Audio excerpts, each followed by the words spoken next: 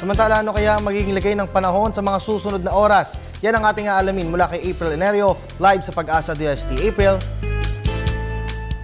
Salamat, Kirby. Sa ating balita, tail end of a cold front pa rin ang nakakaapekto sa may extreme northern Luzon. Kaya naman kung ano ang lagay ng panahon kahapon ay magpapatuloy pa rin hanggang ngayon.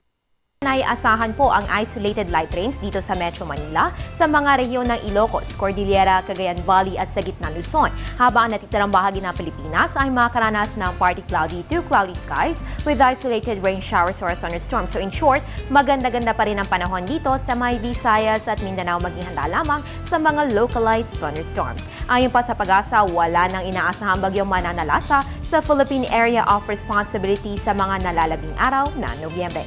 At yan ang weather forecast ng Pag-asa. Ipagpatuloy ang bayanihan, mga kababayan. Kung kayo'y may oras na maibibigay, maging isang volunteer. Kung paano, panoorin natin ito. Noong ika-8 ng Nobyembre, lumituhan ng bagyong Yolanda ang ating mga kababayan sa Eastern Samar, Leyte, Cebu, Iloilo at Palawan. Dahil dito, higit sa 2 milyong pamilya ang naapektuhan. At pwede silang abutan ng tulong sa pamamagitan ng pagiging DSWD volunteer. Tawagan ng DSWD hotline sa numerong 459-2131 at ibigay ang iyong pangalan, edad at lokasyon.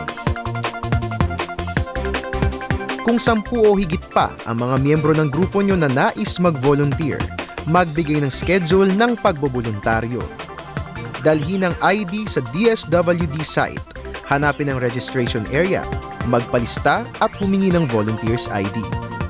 Sumailalim sa briefing bago pumunta sa assigned area. May mga maaatasang magbalot ng bigas.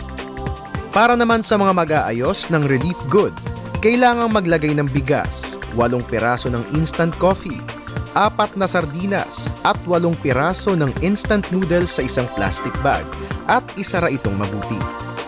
Isa sa mga relief operations area ng DSWD ay ang Cargo House Building na matatagpuan sa NAIA Complex, Barangay Vitales sa Parañaque City.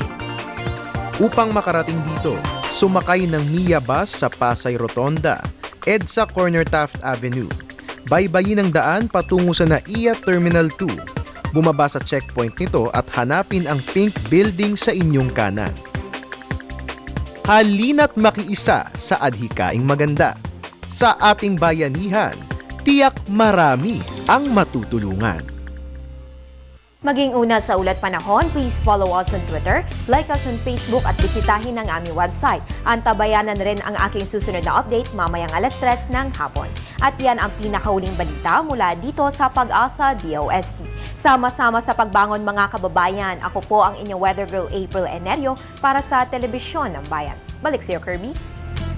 Maraming salamat sa iyo, April.